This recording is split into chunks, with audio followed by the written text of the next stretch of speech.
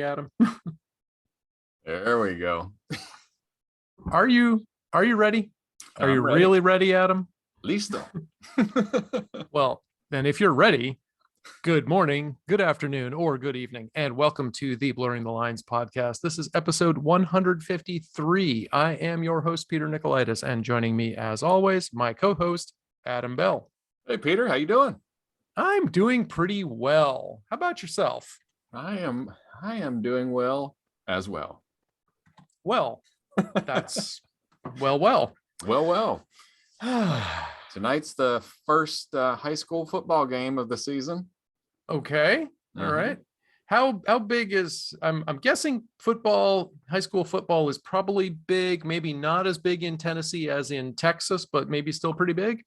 Yeah, it's pretty big. I mean, Texas and California and then the South really take I mean, everything's big in Texas, right? Oh yeah, everything's big in Texas. Yeah. But yeah, we definitely take it pretty seriously, and we've been the state champs for the last 3 years in a row. Wow. No pressure, but we just moved up in conference. Oh, that's going to make it a little more challenging then. Yes, it will be. It'll be a little more challenging. So we don't know what this year is going to have in store for us. But if you folks pull off another victory this time around, I mean, that'd be a big deal. Pretty awesome, right? Yeah. I guess it all depends. Like, are you just kind of like treading water where you are right now, just barely, or are you knocking it out of the park and you're ready? Yeah. Be interesting to see. Yeah, we'll see.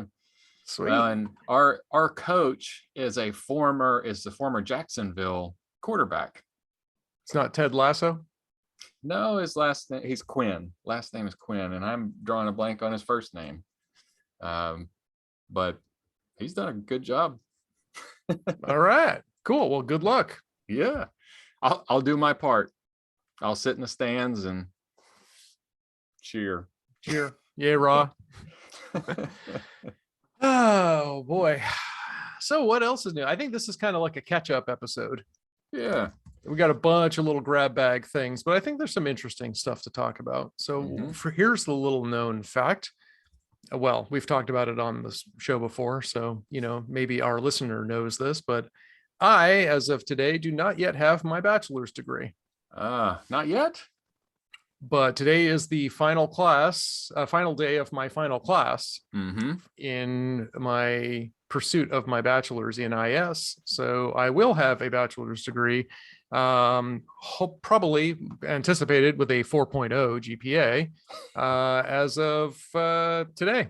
Well, I mean, it won't be issued until next week or whatever. But yeah, I'm finishing up all my coursework with a 4.0 GPA today. Congratulations. Good job. Thank you.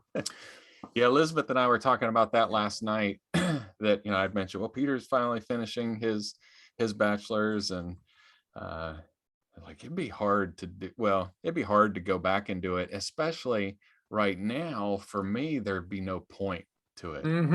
You have 25, 27 years of experience, which is worth way more than your diploma ever was. Oh yeah. But it's one of those things, like, set a goal and I'm going to do this.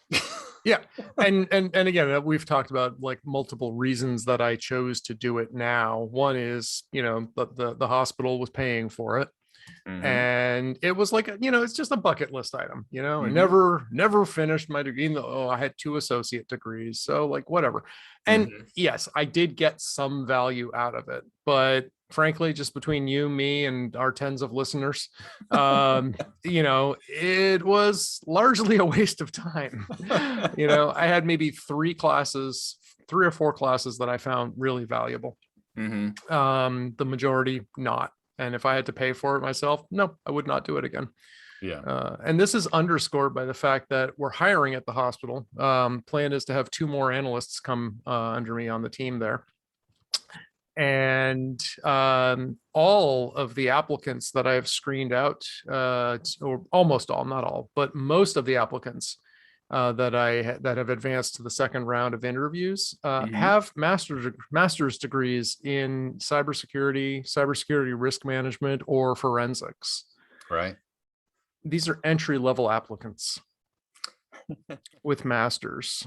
And I have looked at some of, the coursework that goes into these master's programs. I am not impressed. I'm really, really unimpressed. The one that changes that, it would be the ones like from the SANS Institute, because it's made all up of their SANS training, so stuff in incident response, security operations, perimeter control, cloud security, forensics, auditing, project management, all this stuff, which is really, really darn useful. And I just don't see the same level of practical skills coming out of these other programs that I've looked at. And, so it's just like, I don't know. I talked with another, one of my fellow students who's in the bachelor's program, and he's like, it's like, it's kind of a joke.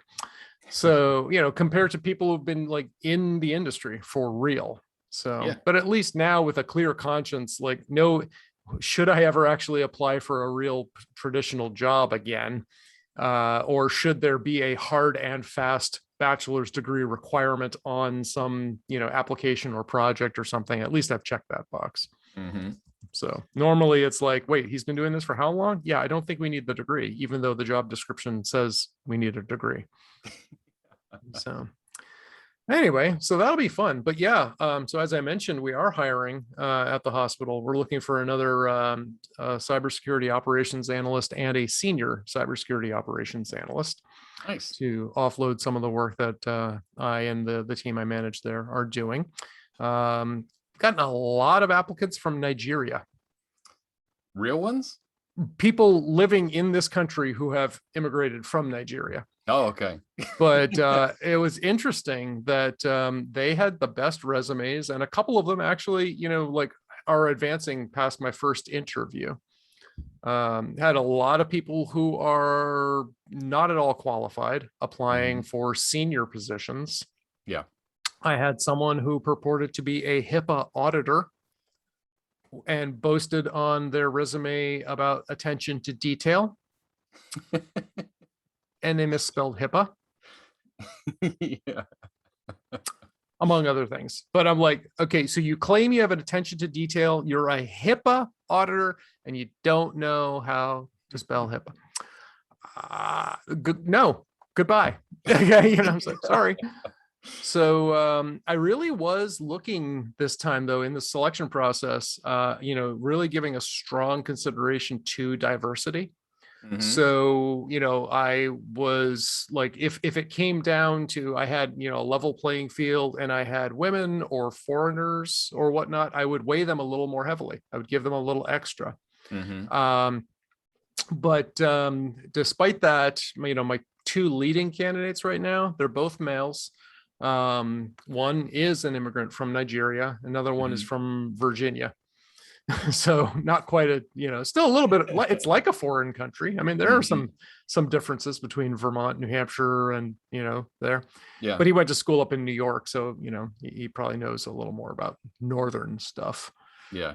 So, but I am actually, interested in diversity, not for like the checkbox sake, but to get other people's experiences, other people's opinions, and, to look at things differently.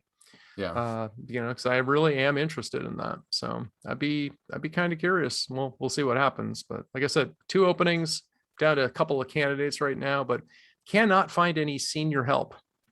No, because I'm hiring too. I'm having a hard time finding system administrators with, even 6 years of experience, trying to find them because they're being snatched up by Amazon and Oracle here.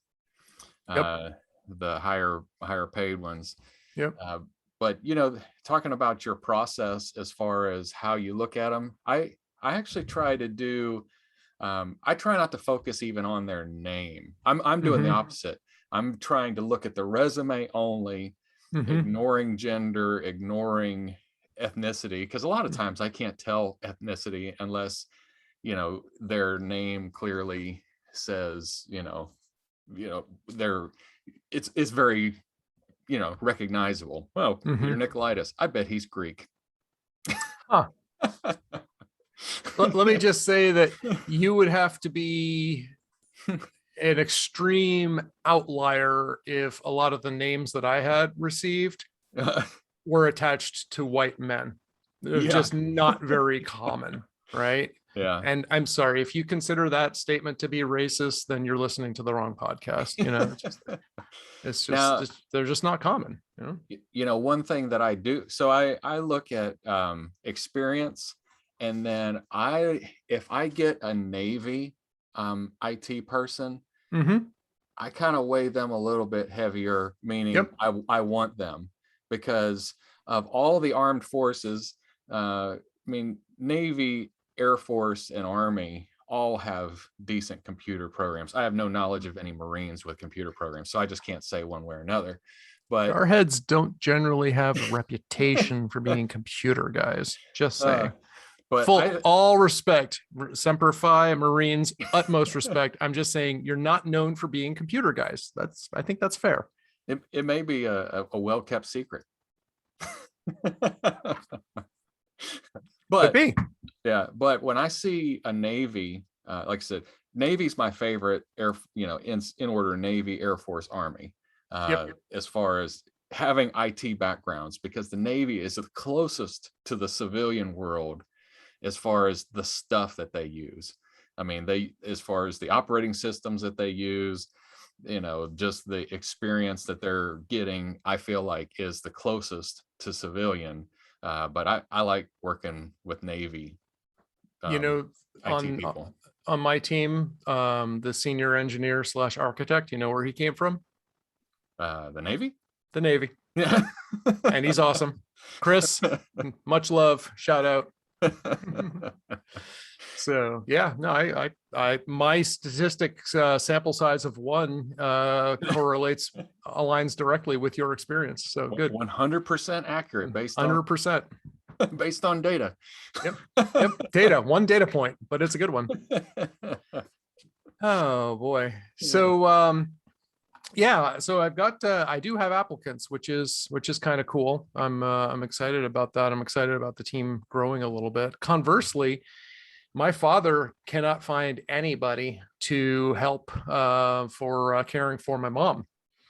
Really? And so like 3 days a week, it's just him right now. And, I've been working on, trying to help him optimize his processes, so to speak, to, just be more efficient with his time. And that's really hard for someone who has no capability or desire to change. So, it's an uphill battle, but, I've been trying to say like, okay, I understand you may think right now in the short term, you may think that it makes sense to spend an hour or 2 on hold trying to get a hold of your senator so you can bitch about everything that's wrong with this country. I really don't think that's the best use of your time.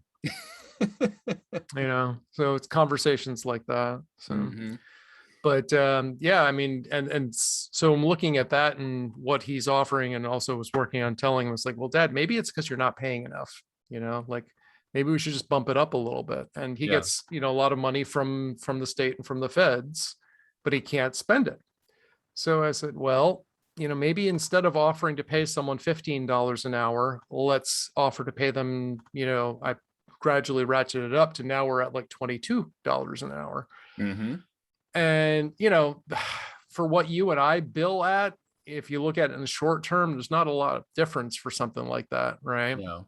Long term, though, if you make $15 an hour and you have the opportunity to make $22 an hour, that could be a significant difference. Yeah.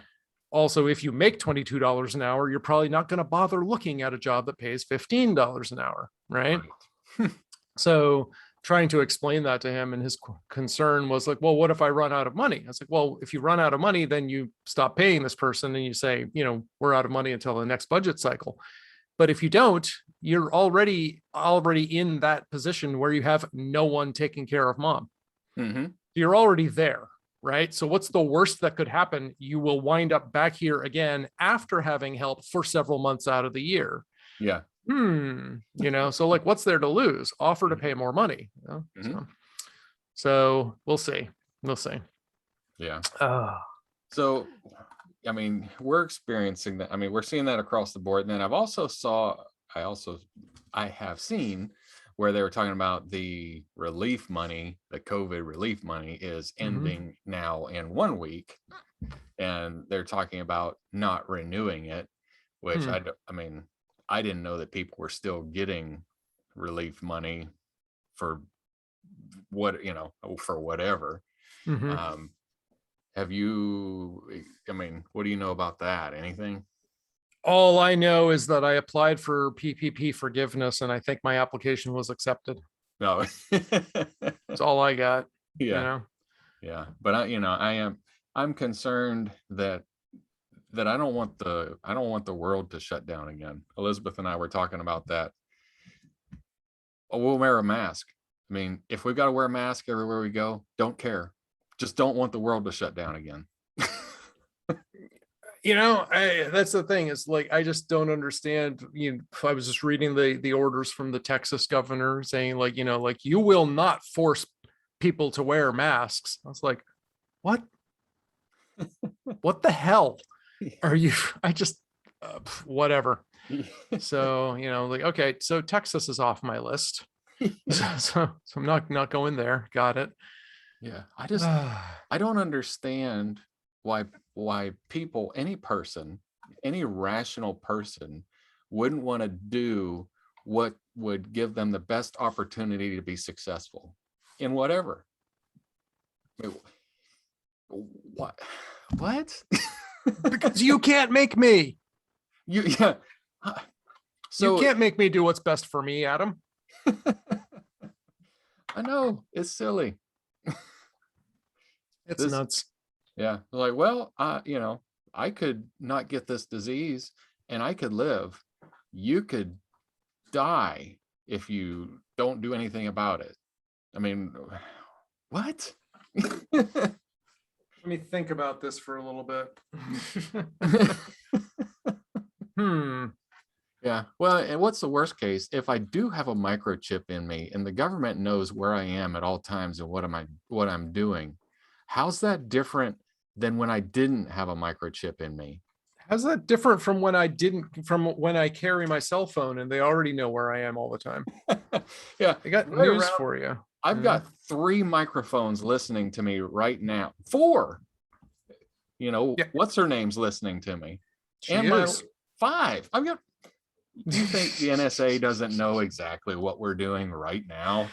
Yeah, but we can make it harder for them. Yeah, they're just bored. Indeed. So I am switching. One of the things I want to talk about here is, may remember last year I bought the Comply foam tips for the Apple AirPods. Yeah. Pro. Yeah. About a month or so ago, I also bought the same for the Jabra Elite 65T. Right. Which we have discussed on the show numerous times. So I decided to give them a shot because I'm very happy with the way they fit on the AirPods Pro. There's definitely a better fit and they stay in my ears better. Okay. I'm kind of on the fence as to how good they are for the Jabras. They don't seem like, even when you get the best fit that you have, they don't feel as snug, even though they seem to stay in just as well as the normal silicone tips. And I think the sound quality is not quite as good. It's a little better for hearing through them, like hearing your surroundings. Right. But it doesn't seem to isolate as well. And it's interesting because I don't feel the same way on the AirPods. And I'm not really sure what's up with that. I have the large size on both of them. And so it's kind of a mixed result on that one. A little bit of a mixed review. I'm not 100% sold, although I am using them. Yeah. So, but I decided just now, I haven't used. So when I go running, biking, kayaking, I've been using the Jabras with the foamies. And when I podcast, I've been using the silicone ones. And I just realized that the silicone ones were starting to feel like they were coming out of my ears. So now's a great time to pop another set of foam buds on. So I'm going to do that for the rest of the episode and see how they hold up. Nice. Yeah. So My youngest daughter wanted some earbuds, and she said, I think I'm going to get AirPods. And I said, you can get what you want. I mean, you can spend your money on it. I said, but I've got the Jabra, and you can get the previous version, the 65T active. Yep. Or $59, the blue ones, the navy ones. Yep. Or you could spend $200 and get the AirPods. And I don't like the way that they fit in my ear. I mean, you may like them, but if I were you, this is what I get. She said, okay, well, I want the black ones instead of the blue ones. I said, well, okay, that's fine too. But the black ones are $30 more than the blue ones. And it's so close in color. Mm-hmm. Not like it's a fashion statement. Oh, you have blue buds in that clearly is a clash with your outfit. I know. I hate when that happens. So she said, oh, okay. So got the $60 65 T's instead of the $90 65 T's that are black. Perfect. There you go. But so I've got a hodgepodge of these because, I had one that died and I lost one. And so I got a replacement via eBay. Mm-hmm. So they changed them a little bit. I don't know if you can tell, but the color pattern is a little different. Yeah. From left to right. Yeah. There's a little more titanium on the right side and a little more black on the left. And no one cares. Yeah. So we talked, I don't remember if it was last episode or the previous when I interviewed you about corporate culture. Mm-hmm. If you had to define Sublime's corporate culture, how would you define it? What would you say is the culture of the company that you've built? Well, I mean, I would think about because we do have our core values, and that's how we measure everything. It's how we measure our success. It's how we do business. It's how we hire. It's how we fire. But I would say overall, it's really dependent upon me as the owner and to make the culture. And I would say one thing that I've gotten comments about from my team is when something bad happens, I have the choice. I can get angry at them. I can blow up, make a jerk of myself. I can belittle them, or I can say, okay, what do we need to do to fix it? And what are the steps that we're going to take? And don't do that again now that you know about that. And we all move on. And that has been a big, I feel like I've gotten a lot more respect and a better culture by doing that. Mm-hmm. And I mean, and that's just the way I am in general, because what's the point of bringing somebody down? So do you think that permeates down and it affects are they embracing the culture as well? How does that represent? Like, I mean, that might make them happy, but then do they turn around and repeat that sort of thing? I have not seen the other side of that. I have not seen them act that way. So I think that my behavior from top down reflects them from their positions down. That's like, okay, we made a mistake. Let's move on. It's more about let's figure out this solution. So, I mean, to define the culture in a very succinct way, that's kind of hard to do. Mm-hmm. No, I was just curious. Yeah. I'm just wondering because, I'm looking, for instance, for examples where espouse a value, you enact the value, and then others follow. Mm-hmm. So getting on someone's case for screwing up is really something only you can do if everyone reports up to you, right? Because you have I'm assuming it's you and everyone else at this point, or do you have sub team leads at this point? Yeah, I have other team leads at this point. Okay, so you could see then, you could look at them Mm-hmm. for their, how do they enact the same values? Do Mm-hmm. they get, how do they get on, the case of people who screw up, for Yeah. example, or does that? I'm curious, just because that's one of the things the final class that I took was talking a lot about, managing culture and enacting change in organizations and stuff. And a lot of it, like, there are things that are grassroots, things where things come up from the bottom, and then there's other, like top down edicts. Mm-hmm. But what I'm finding is that, like, apathy is a really strong thing, and if the top management is not engaged, Mm-hmm. why should anyone else be? Yeah. They're like, well, they don't care, why should I? And I find that rather common, let's just say.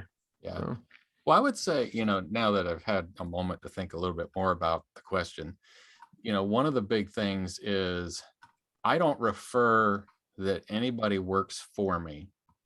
I say that they work with me. When I introduce somebody, this is Peter Nikolaidis. He's one of the system administrators on my team. He helps me with whatever. And I I would say that the team aspect is the biggest thing that permeates that. Because one of the things that the guys say all the time is, hey, I need help with whatever. And somebody will say, okay, I'll help. And whatever, do whatever. And they're like, thanks. And then they say, one team, one fight. I mean, I think that's an Army thing, but I've got Army guy with me. So, good. but I would say that that's probably the other big thing is I always try to help out, and everybody else in turn tries to help out and be a team rather than this is your responsibility and your fault. Right. It's this is our responsibility, right? Yeah. I think that makes sense, because it just, that's the thing. And it's kind of interesting because you can use the we versus I thing as a way to shirk responsibility. Right. We talked about this. It was back in 2019 when I was taking the ethics class, where, by abstracting out, you can make it seem as if no one is responsible. Right. A statement from the Justice Department says this. Well, who actually issued that statement? Some lackey, right? But who ordered that person to deliver that statement? Somewhere an individual made that decision. Right. And but if you abstract that all out, it's like, well, it's not, and it that way, when something goes wrong, it's easier, like, well, no one's really responsible. I mean, it wasn't Bob. It was all of them, and you can't really put the blame on everybody, right? So let's just pretend it didn't happen. So, but then on the flip side of that, you can look at things and say, well, no, we are all jointly accountable for this, and we all must work together to reach this goal, because if we're not, then we're not going to get there.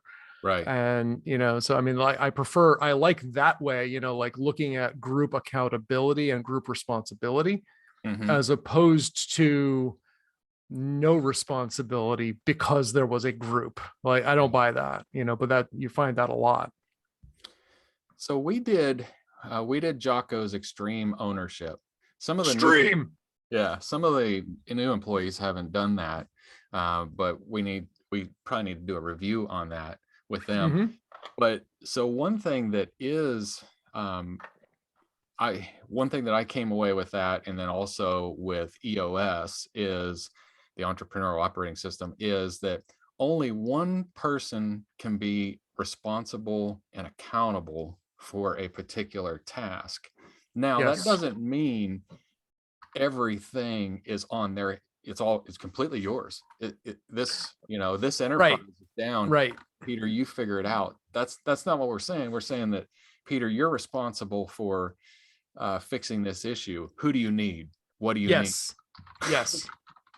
And that's the way that we do it. So our morning meeting, we go through every single ticket every single day. Yep. If it's still a ticket, we talk about it, and we say, why is this not, we got to this ticket, why is this not done? Well, have you tried this? Have you tried that? Are you going to do, it is all about how do we help that person get that task done? Not, hey, I've got a problem. Crickets. That's teamwork. Yeah. Yeah. And I had that same discussion, because like what we do is we do an on-call schedule where, everyone gets a different day, where, you are quote unquote on call. And I have to repeatedly tell the team, I have to remind them what that means. Mm-hmm. It does not mean that when you are on call, you are solely responsible for solving every request that comes in that day. Yes. And it also does not mean that on the days when you are not on call, you're on vacation.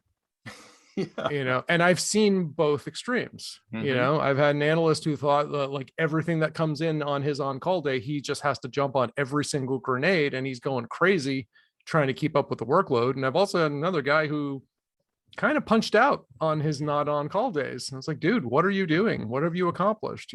So, and it's a middle ground. It's just like, no, you're responsible for making sure that the issue is noticed and is being worked.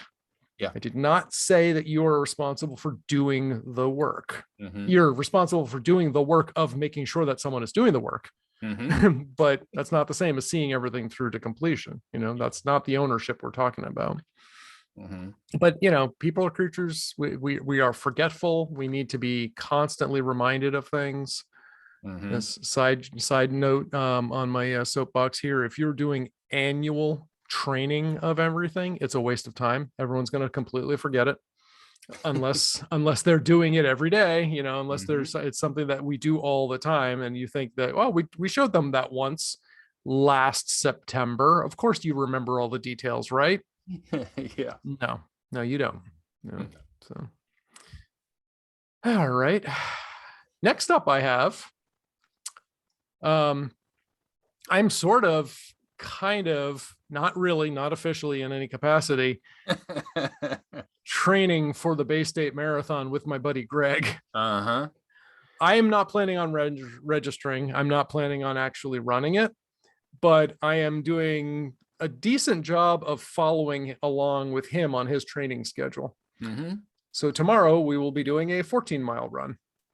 I think you ought to do it. I I think you ought to do it. I mean, you finished your college success milestone.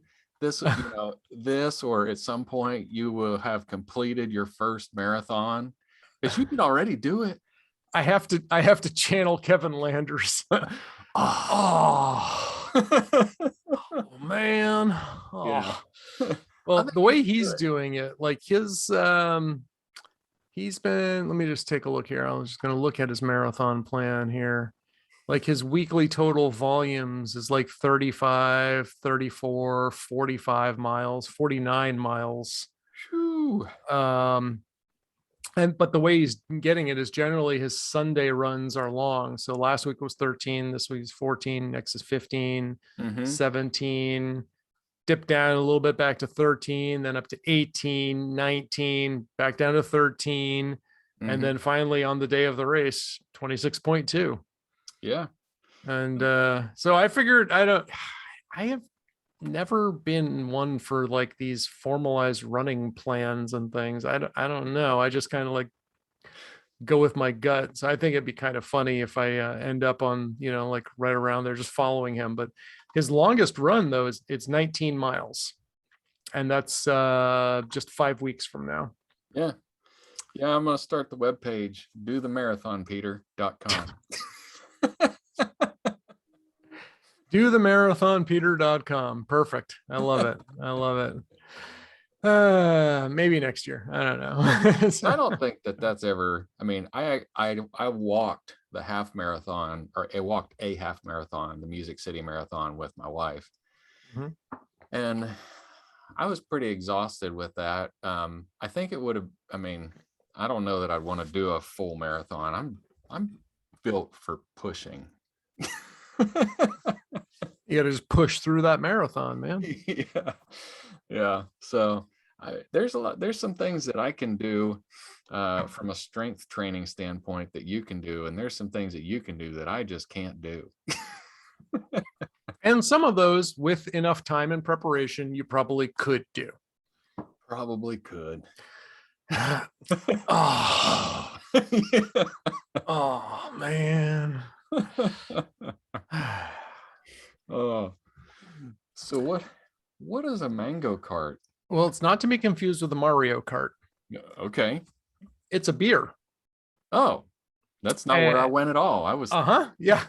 I could never remember the name though. I had this beer for the first time about a week ago. Again, my running buddy Greg and I were out,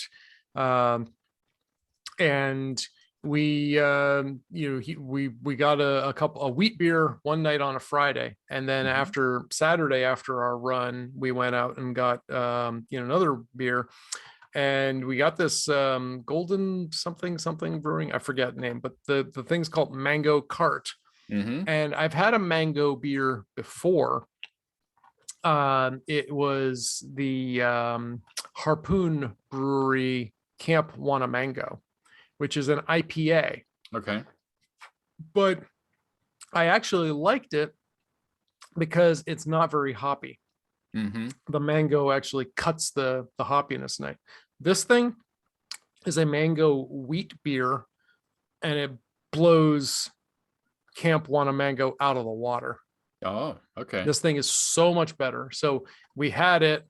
I immediately bought a 15 pack at the local grocery store, and it's really yummy. It's really good stuff. It's number one, it's a wheat beer, which is okay. I'd say, like, flavor wise, Belgians are still my favorites, but again, I have to pace myself on those. And on a hot summer day after a run, you don't want to be pounding a 9% plus beer. So this is much more light. And the senior manager at the hospital would refer to it as a sports beer. There you go. And that's what this is. It's delicious. I really Oh. enjoy it. So highly recommend Mario Kart, Mango Kart. Mango Kart. Yes. I'll have to look for that, see if we have it. So it's funny. So the cart thing, my head went to a paletas cart in Mexico for ice cream bars. And one time I was in Oaxaca City at the end of our trip, and the little popsicle vendor, he came riding, he's on his bicycle and he's got a freezer on the back. And I was like, man, that sounds really good. And so I got this coffee flavored paleta, and I'm eating. I got all, me and the other guy got ours, and we ate it all the way through. And I was like, man, that was good. I was like, that was made with the water. Oops. Fortunately, well, either one, he made them with bottled water, because Oaxaca City at that time was very much a tourist city, and or I just got lucky. What about boiling the water? If they boil the water, is that okay? Sure. You'll kill the bacteria that's in the water if you boil it. Yeah. But I've not seen very many Mexicans do that, boil the water. Why would you? It's an extra step.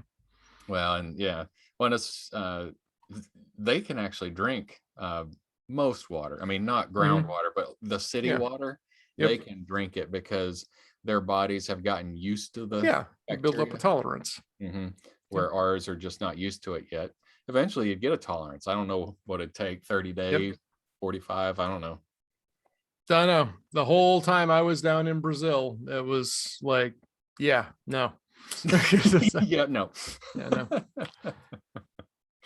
All right. Should we move on to a nifty? Yes, sir.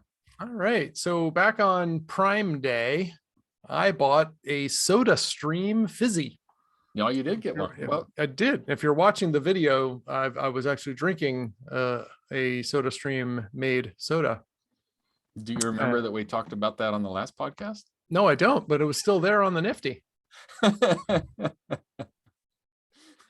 So I guess we'll just strike that part then. So I have nothing nifty. Why don't you give us the nifty then? There's nothing nifty about There's that. Nothing nifty today. I could talk about my Comply foam headbuds, but I think I've done that to death. Headphone earbuds. Yeah. Those were nifty. No. Oh yeah, I didn't clear the nifty, but yes, we did refer to the Soda Stream, and it's still nifty apparently. I remember talking about it, but I didn't remember if we had talked about it like officially, like, oh, we have to talk about that. I think because I like delayed for so many podcasts, I didn't remember if we'd actually gotten to it. But yeah, I am still liking it, and it is still nifty. Yes. Mm-hmm. Well, cool. So yes, there you go. Still nifty. I will say, if we were talking about nifty, so I did get the new iPod, the iPad 11. Is it 11 Pro or is it 12 Pro now?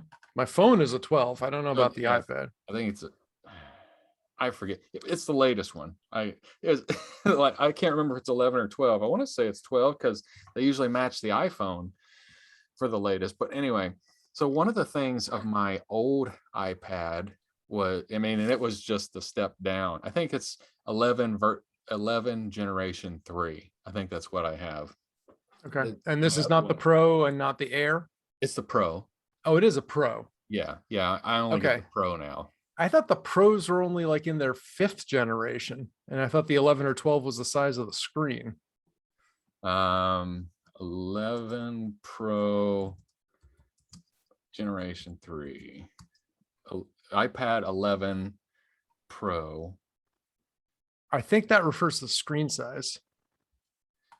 Yeah, but it's the one with the new M1 chip and 5G. And yes, so the 11 Pro 3, generation 3. Okay, got it. Generation 3. So the other one, when I was typing, I have a Logitech Bluetooth keyboard, and the other one was kind of slow and draggy. And I kind of blamed it on the Logitech keyboard, and I replaced it. So I bought another one. Same thing, it would get slow and draggy, and I'd blame it on the batteries, and I changed the batteries, and it didn't get any better. So I'm like, well, I guess this is just as good as it gets. Well, with the generation 3, the new one, it's as fast as my keyboard. So that's there you go. Yep. Yep. Yeah, I'm really on the fence. I know like the Apple Pencil is pretty cool. And I would really like to, like, I've got, we've talked about, I have this little knockoff Digiland Android tablet. It is so slow. And, like, I can't even use it as an ebook reader or, it's like, it literally, all I do is I wait and, for it to boot up, and I use it for Zoom calls. Yeah. And that's all I do. That's all it was 50, $60. Okay, fine. Great. It's serving its purpose. There's some days when I want a tablet. Yeah. And I just, but like, I can't justify it right now. And I really, really want a new MacBook Air. I really would love a touch screen MacBook Air. Really like that, but that apparently is called an iPad Pro. Yeah. So I use my tablet a lot. As the sales engineer and onboarding engineer at Sublime, going out, doing the initial pictures, initial this, that, and the other. And so I'll take a picture, I'll pull out the iPad, I'll start marking things on the map with the pencil of where this is, where that is, writing handwritten notes on these things, because typing on the iPad is not as, especially when I'm walking around. I'd have the same problem even if I were on a laptop. I couldn't just walk around a factory with my laptop and stop and type everywhere I needed to type. Right. I can just go and do what I'm doing with my pictures and notes and things like that as I go. And I Yep. like that a lot.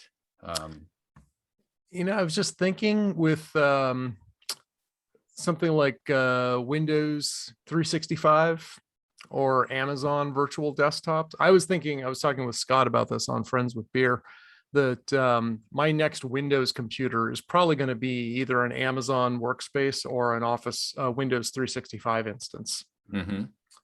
And if that was the case, then an iPad Pro could suit my needs. Mm-hmm. It does mean that my main computer operating system would be Windows as opposed to Mac OS. Yeah. But there's going to be Windows in my life one way or another. So, like, but with an iPad Pro there, I could have the best of both worlds, because, I have a decent keyboard now and a decent, you can use it with a mouse, Mm-hmm. and I can just remote desktop into whatever I need for Windows. So there's something to be said for that. Yeah. Oh boy, now I'm all confused because I was so, ready for my MacBook. Ah, brother. Yeah. I'm at the same place though, that Windows is always going to be part of my life until I don't have a business or I retire, or I could, as a consumer, I could live completely in my iPad or my MacBook. Mm-hmm. Easy. Yeah. But you need to run Windows stuff, Mhm. and that's the case. But no one says you need to run it right here on this piece of hardware. Nope. Unless like you're interfacing with hardware that needs to connect to your, ports on this thing and plugging in, and that I just don't do. Yeah. And say I still do sometimes network scans and, but eventually I won't. I'm hoping in the next 2 years, I don't do any of that anymore. All I do is get to play a CEO. Yep. Yeah. And that makes sense. That's where you should be. By the time you're CEO and you're not doing the technical stuff anymore, no, you certainly don't need a laptop anymore, So cool. Yeah. Well, there you go. On that note, I think that was a backhanded nifty. That's pretty nifty. I think we're pretty good. Well, why don't we wrap it up? All right, let us do so. So we do want your feedback. If you'd like to discuss a particular topic, you can drop us a line at www.blurringthelinespodcast.com. You can find out more about Peter at Paradigm Consulting LLC, paradigmcc.com, yogawithpeter.com, and friendswithbeer.com if you want to listen to more Peter in a different podcast. Yay! And then you can reach me at sublimecomp.com or on Twitter at sublimecomp. I am there. Rock on. Cool. Right. Well, on that note, I think we should probably go ahead and just push the big red button.